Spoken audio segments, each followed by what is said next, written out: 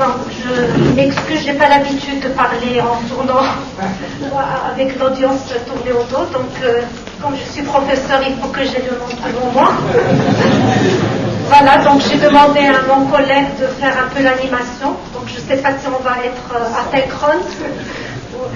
Bon, donc je suis professeur à l'ENSIAS, l'École nationale d'informatique et des systèmes d'information. Nous formons des ingénieurs d'État en informatique. Et donc, par rapport à la thématique d'aujourd'hui, j'aimerais vous présenter notre équipe qui a pris le nom d'un célèbre savant, Biruni, pour lui rendre hommage, et qui est l'acronyme de la Business Intelligence Research on Network Information. Et donc, nous sommes spécialisés dans la Business Intelligence, c'est-à-dire tout le processus qui va de la collecte de la donnée, la structuration de la donnée, la modélisation et le déploiement. Et donc, nous formons, que ce soit en formation initiale de nos ingénieurs, donc ces différentes techniques de data warehousing, data mining, text mining, knowledge management, workflow et j'en passe.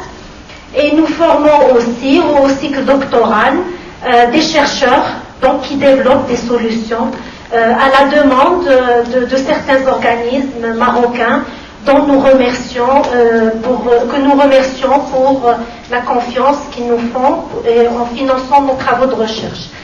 Alors nous avons aussi lancé des formations spécialisées comme les DU, diplôme d'études en CRM spécialisé dans la gestion en relation client et autres. Donc ma présentation commencerai donc, c'est une présentation un peu académique, que je commencerai par présenter pourquoi on s'intéresse donc à la veille et surtout au text mining. En définissant d'abord la veille stratégique. Je prendrai aussi comme modèle la norme qui a de l'association française donc de la mise en place donc d'un processus de veille. Je commence et je présenterai quand même une étude de cas concrète depuis le début jusqu'à la fin, comment on met en place un système de veille. Et pour illustrer, donc on a pris l'exemple d'un opérateur de télécom. Mais ce que nous allons montrer est transposable, d'accord, et généralisable à tout autre secteur, parce que la méthodologie est la même. Qu'est-ce qui change? C'est essentiellement la donnée, donc, et la spécificité du métier. Et je présenterai un peu nos axes de recherche et que nous mettons donc au service des entreprises marocaines et aussi donc des administrations pour conclure à la plateforme de veille que nous sommes en train donc de constituer par des composants qui sont modulaires. Donc pourquoi justement on s'intéresse à l'intelligence économique? Comme a été signalé ce matin donc, par les différents intervenants, nous sommes maintenant de plus en plus face à la concurrence. Et donc, les entreprises sont obligées d'améliorer leur qualité de service et de produits. Ils doivent donc avoir une très bonne connaissance de leur marché, de se positionner face à la concurrence, de minimiser leurs coûts de production, et essentiellement de se doter des nouvelles technologies pour tirer le maximum profit et profiter donc de tout ce qu'ils ont collecté en information, que ce soit une information structurée ou non structurée. Et bien sûr, maintenant, ils sont obligés de se doter de processus d'intelligence qui commencent par la collecte, le traitement et la diffusion de l'information. Et c'est là où se situe donc notre intervention à l'importance de la veille stratégique.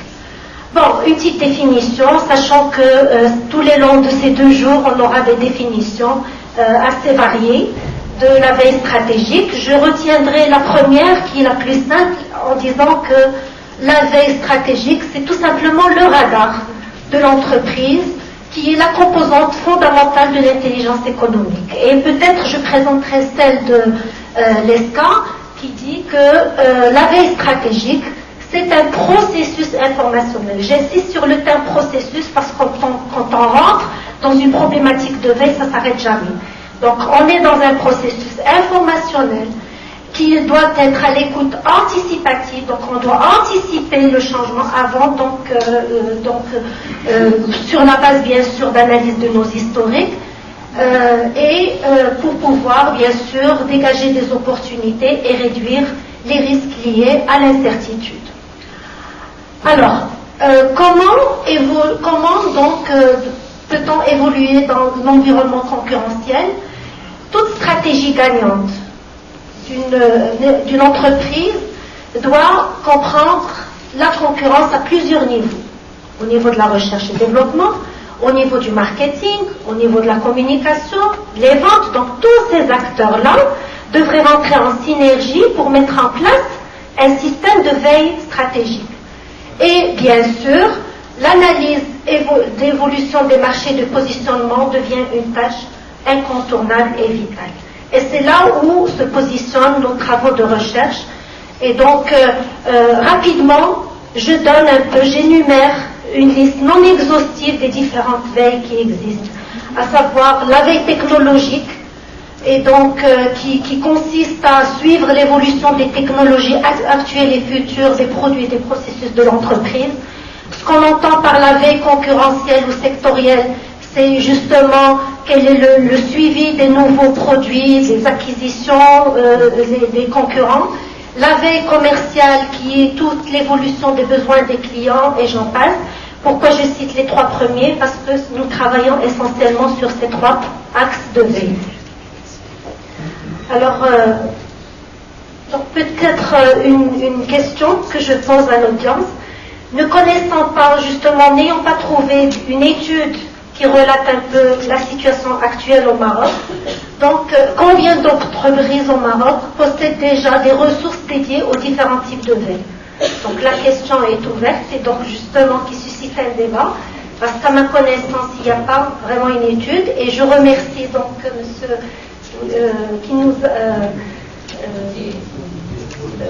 qui justement nous a parlé du lancement d'un projet pilote l'année prochaine pour justement connaître la situation des entreprises marocaines au niveau de la veille. La deuxième question que je me pose aussi, qui est sujet au débat, combien d'entreprises prévoient de développer ou d'acquérir des outils de veille?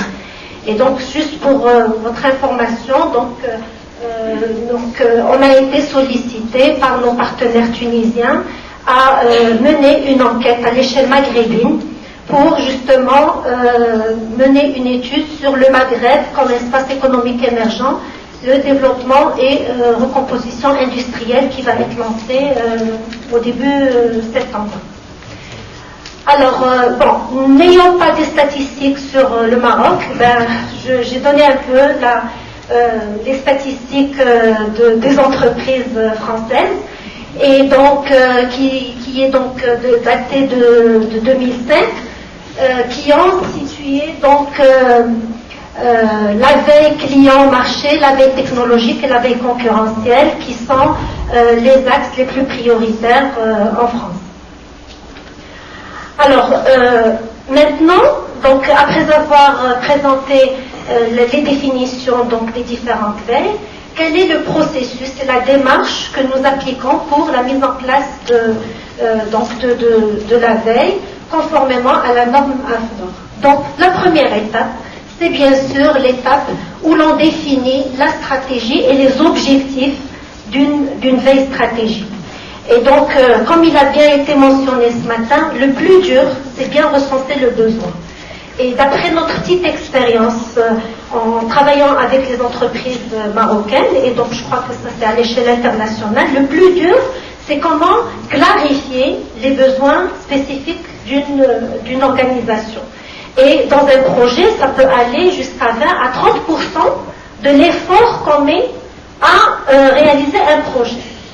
Deuxième étape, une fois qu'on a donc bien identifié les besoins, où aller chercher cette information utile? Parce que justement, si je prends par exemple l'exemple de la mise en place d'une veille pour le marketing, eh bien, il faut qu'on aille chercher dans les sources de production toutes les données reliées au marketing. que ce soit interne ou externe. Donc d'abord procéder à la collecte de ces informations, les sélectionner et les structurer et les préparer, les nettoyer. Et ça, c'est un processus qui prend beaucoup de temps, je dirais même 40 jusqu'à 60% du travail, c'est cette structuration et nettoyage de la donnée pour fiabiliser justement l'information.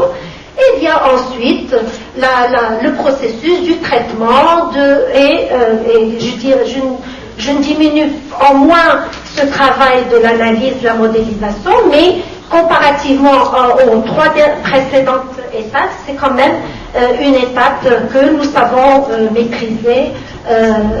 Alors, une fois que nous avons donc élaboré un modèle et nous avons dégagé une stratégie ou un indicateur clé décisionnel, il faut bien sûr le diffuser et le communiquer et agir et évaluer notre action pour justement revoir et faire donc un suivi de nos indicateurs dans le temps.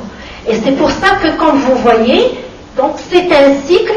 Donc je demande. Donc quand vous voyez, on rentre dans un processus. Donc une fois qu'on a défini, donc établi donc un indicateur modélisé, anticipé une action, on la valide suite à une action et ça dégage, ça met une nouvelle stratégie qu'on doit affiner et ainsi de suite. Donc ça, c'est le processus. Et donc permettez-moi de vous mettre en œuvre donc ce processus sur un cas concret que nous, donc pour les besoins de la confidentialité, nous avons illustré par un cas fictif mais réaliste, dans le cas de Télécom. Alors, on s'intéresse à la problématique de la réduction du churn ou de l'attrition ou ce qu'on appelle le départ donc de nos clients vers la concurrence. Donc, justement, cette problématique, comment contrer le départ des clients vers la concurrence. Et donc, en téléphonie mobile. Alors, voici la plateforme, la plateforme de gestion relation client que nous pouvons mettre en place. Ce que vous voyez vers la gauche, c'est les différentes sources d'informations que nous utilisons pour avoir une meilleure vision et une meilleure vue sur le client.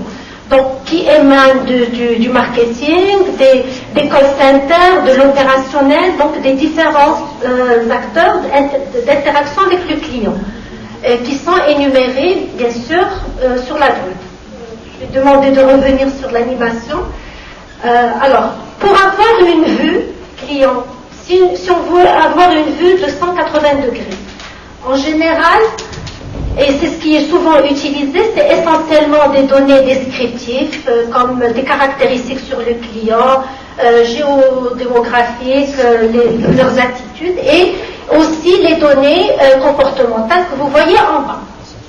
Et on développe un modèle qui déjà nous donne une bonne vision du client pour personnaliser nos offres, pour bien cibler.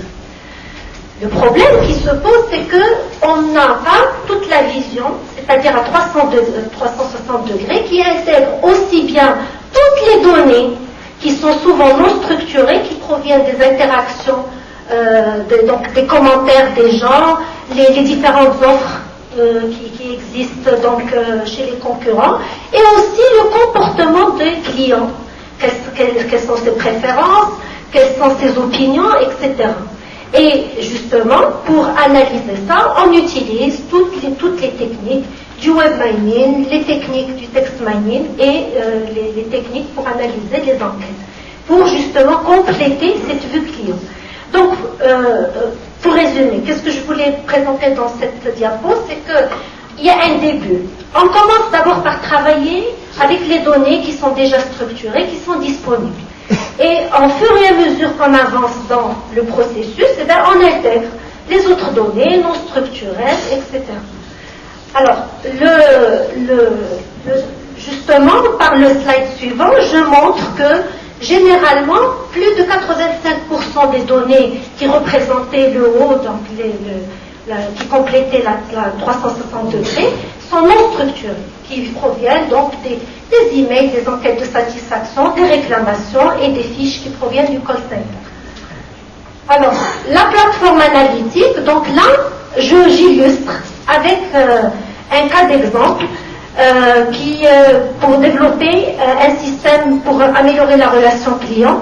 Si on s'intéresse aux différentes problématiques qui intéressent le marketing, à savoir l'acquisition de nouveaux clients, l'optimisation des campagnes marketing, la segmentation clientèle et j'en passe, le département de vente qui est un acteur dans ce processus de veille concurrentiel, qui lui s'intéresse à la performance des forces de vente et la meilleure affectation des prospects aux commerciaux, et aussi au niveau de l'organisation pour améliorer la satisfaction clientèle et pour aussi faire du monitoring des call centers. Alors, pour mettre en place, pour répondre donc à ces objectifs et aux besoins donc qui sont souvent formulés par ces trois départements au sein d'une entreprise, on a d'abord besoin de bâtir ce socle donc de données, aller chercher et consolider toutes ces données-là, les données marketing, les données déclaratives, de call center, etc., pour justement que chacun de ces acteurs ait une vue unifiée du client. Et bien sûr, une fois qu'on a fait ce travail, et encore une fois je le souligne, qui nous prend pratiquement 30 à plus de 60% du travail, on commence les analyses. Ça peut être des analyses basiques, simples. Les gens nous demandent tout simplement de produire des reportings, des tableaux de bord, ou même aller vers des modélisations beaucoup plus avancées, prédictives, pour justement anticiper le churn, pour améliorer le ciblage, etc.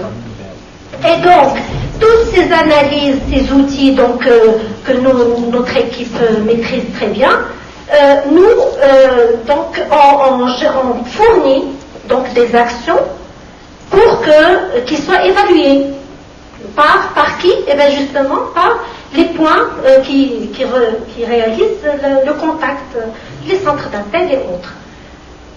Et tout ce système devrait bien sûr être intégré dans le système d'information donc des différents processus métiers. Donc voici rapidement notre cas scolaire. On s'intéresse, comme j'ai dit, à la problématique de comment contrer le départ des clients d'un opérateur télécom. Donc rapidement, ça peut être des données reliées à son trafic, quel est le nombre d'appels, la durée de l'appel, vers national, international, quel est le mode de paiement, etc. Et des informations clients qui malheureusement sont très peu renseignées aussi, tout ce qui est surtout dans le prépayé, donc dans le mobile, on a peu d'informations sur le statut matrimonial et le sexe, mais justement par des enquêtes, on peut déjà enrichir les données clients, info clients. Alors, dans ma présentation d'études de cas, je vais vous montrer de manière progressive comment l'introduction de chaque type de données améliore la performance de nos modèles. Donc, première étape, je commencerai par illustrer d'abord, si on intègre les données qui proviennent des enquêtes de satisfaction, c'est-à-dire des baromètres de satisfaction, comment on peut améliorer l'anticipation du churn. La deuxième étape, on intègre les données qui sont des opinions et qui sont souvent, qui proviennent des call centers, des mails qui sont envoyés par les clients, et aussi le gain qu'on a à gagner, à exploiter aussi toutes les réclamations ou les opinions, le comportement du navigateur sur le portail de l'opérateur. Alors, première étape. La première étape, donc, on peut mettre en place rapidement des questionnaires pour enrichir nos données. Comme je vous ai dit, à chaque fois, donc de manière régulière, on met en place des baromètres de satisfaction. Donc, un exemple de questionnaire qui peut être mis en ligne, donc ça on sait le faire. Rapidement, les données sont structurées et ils viennent enrichir les entrepôts de données pour les prises de décision. Donc en ligne, on peut mettre des questionnaires relatifs à la qualité de service, au mode d'utilisation, à la satisfaction quant à l'utilisation du mobile, et aussi des questions ouvertes qu'on va traiter justement par du text mining. Alors, ici, sans trop, pour ne pas ennuyer l'assistance, donc c'est quoi ce flux que vous voyez ici? c'est tout simplement, nous avons une phase d'apprentissage, c'est-à-dire que nous fusionnons, donc malheureusement je ne peux pas, si tu peux pointer sur donc, les données datant du churn avec les données qui proviennent des enquêtes, nous les fusionnons pour que par la suite on sort avec un modèle. Le diamant que vous voyez ici, c'est en fait un modèle qui sert à prédire et à produire des règles pour anticiper le churn. Et le genre de règles qu'on obtient, c'est ces règles-là, les règles décisionnelles. Et donc justement, qu'est-ce qu'on fait de ces règles? C'est quoi le principe de la modélisation? On apprend sur des données, sur un historique, sur des clients dont on connaît leur comportement, est-ce qu'ils sont toujours actifs ou ils ont quitté, et une fois qu'on a donc sorti des règles, comme vous voyez ici, nous avons aussi intégré le degré de satisfaction de la personne. Ces règles, lorsqu'on va les déployer sur de nouveaux clients ou sur un client dont on ne connaît pas s'il va churner ou pas. D'accord? Et donc, justement, pour contrer son départ, on peut donc déjà agir avant, s'il remplit ces règles. Alors, deuxième étape, comme je vous ai dit tout à l'heure, maintenant, nous allons passer à l'intégration des données non structurelles. Par exemple, non structurées. Par exemple, ici, voici les commentaires qui proviennent des call centers ou autres. Le premier individu qui réclame le changement de sa sonnerie, d'autres qui veulent s'informer sur le point de vente le plus proche et j'en passe. Mais ce qui est important, c'est qu'on connaît leur statut, c'est-à-dire est-ce qu'ils sont actifs ou churners. Donc on apprend sur ces gens-là, dont on connaît leur statut, et on structure ces datas, on structure ce texte. Alors quel est le processus de structuration? Donc aujourd'hui, je ne détaille pas ce processus, vous allez le voir demain, mis en œuvre. D'accord? Comment justement on conçoit le dictionnaire métier qui répond à une problématique stratégique. Alors, exemple ici, voici la démarche de préparation, donc d'analyse du texte. On commence par préparer un dictionnaire métier, et c'est ça qui prend le plus de travail. Parce que chaque métier, que ce soit dans le domaine télécom ou dans le domaine médical ou autre, les concepts vont changer. Et donc, d'abord on prépare ce dictionnaire métier, on extrait des textes, les différents textes, donc tout à l'heure j'ai montré les différentes opinions et les réclamations des clients, et bien on décortique ce texte pour sortir des mots-clés, des concepts les plus significatifs dans le domaine relié à la téléphonie mobile. Et donc ce dictionnaire peut être changé si on est dans un autre secteur d'application. Bien, on identifie parmi l'ensemble de ces concepts les concepts qui sont les plus fréquents, puis on convertit ces concepts qui deviennent des variables, et donc de nouvelles entrées dans nos données. Donc c'est comme ça, une fois qu'on vient de la structurer, la suite, vous la connaissez, donc on fait du data mining sur la suite. Alors, rapidement, voici par exemple un processus de structuration du texte. On commence d'abord par prendre les données des différents commentaires, on extrait donc les différents concepts, on sélectionne ceux qui sont les plus importants et après on les fusionne dans les datas que nous allons par la suite analyser. Alors voici par exemple les différents concepts qui ont été générés et comment justement au départ ils ne sont pas reconnus, d'accord, et justement tout le travail serait de donner une typologie à les différents types de ces concepts. Et une fois qu'on les a bien affinés, donc ce dictionnaire qui est spécifique au domaine auquel on s'intéresse, ils deviennent des variables. Et d'abord, j'illustre mon propos par des codages binaires, sachant que nos travaux de recherche, et demain justement vous verrez que le codage aussi peut améliorer la qualité d'un dictionnaire, l'analyse des concepts, que ça soit binaire ou avec des poids ou autre.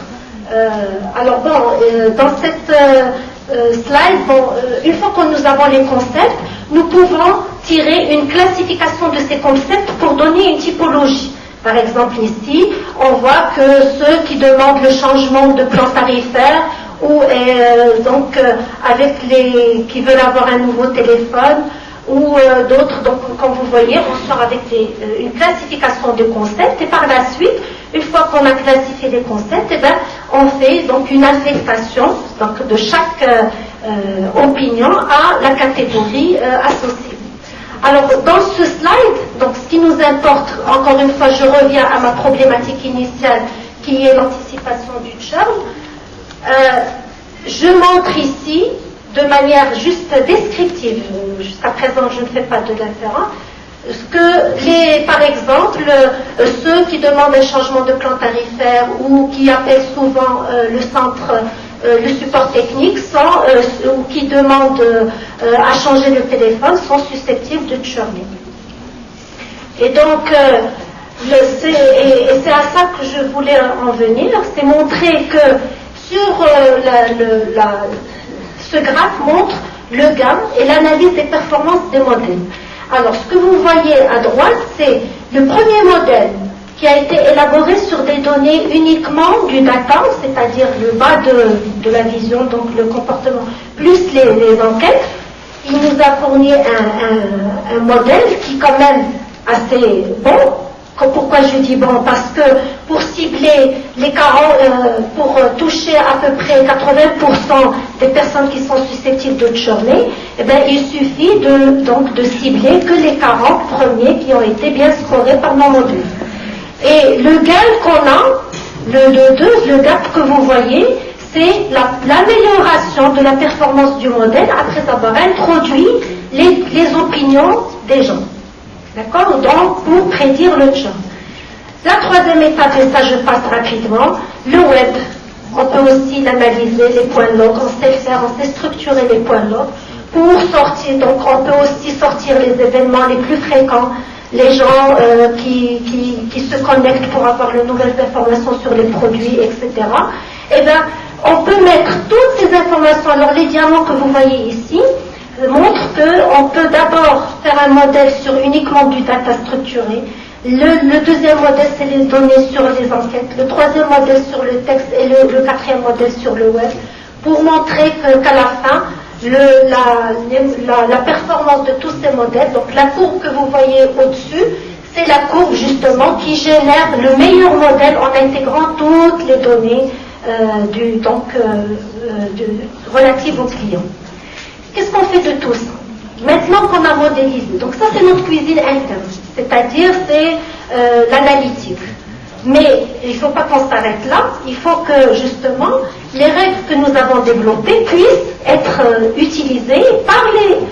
Alors il y a des centres d'appel justement qui peuvent utiliser les règles que nous venons de générer. Alors rapidement, voici une interface qu'on pourrait développer pour un centre d'appel. Un client qui appelle un centre, son dossier client qui remonte à l'opérateur, elle saisit la réclamation du client. Une fois qu'elle a saisi donc l'analyse textuelle, donc notre modèle qui analyse le texte est déjà donc élaboré, il détermine les mots-clés, cette personne, il a déjà été scoré, donc il remonte que cette personne a grande valeur. Donc c'est un bon client, et il a une forte probabilité de churn, il y a une forte chance de churning. Et bien justement, qu'est-ce qu'on peut faire pour ne pas, pour contrer son départ? On dote donc l'opérateur de certains scripts qu'on lui traduit, des règles qui vont lui dire, voici ce qu'il faut lui présenter. Si après l'analyse du texte, on a vu que c'est en relation avec, il y a une surfacturation et il veut avoir un nouveau téléphone, voilà ce qu'il faut lui proposer. D'accord? Pour justement agir directement. Être donc réactif, proactif. Et c'est ça donc la finalité. Donc à travers cette étude de cas, nous avons montré que une fois que nous avons structuré les données, que nous les avons analysées, l'objectif visé, c'est d'avoir donc une meilleure vision sur la relation client et pour montrer que les gains qu'on a, on a tout à gagner à exploiter les données du web, les données du texte et aussi toutes les autres données pour être de plus en plus réactifs. Voilà, donc je terminerai avec les axes de recherche sur lesquels nous travaillons.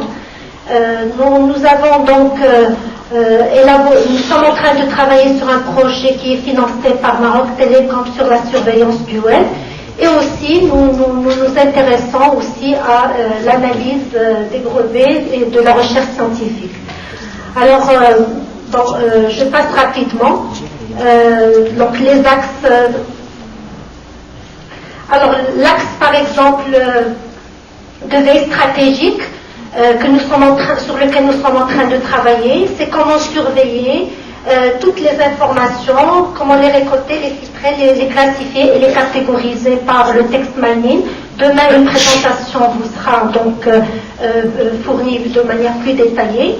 Et le deuxième axe sur lequel nous travaillons, nous commençons. Et là, je lance un appel à tous ceux qui peuvent donc nous aider dans ce sens, c'est l'analyse des brevets pour justement connaître quelles sont les tendances scientifiques, les concurrents, qu'est-ce qui se développe au niveau de recherche, développement à l'échelle donc nationale et internationale. Et donc pour conclure, nous avons donc acquis au sein de notre équipe une certaine expertise dans tout ce qui est traitement et l'analyse de données. Nous commençons dans tout ce qui est text mining. Nous avons une petite expérience que nous aimerons partager donc avec la communauté marocaine et internationale. Et donc on vous remercie pour votre attention.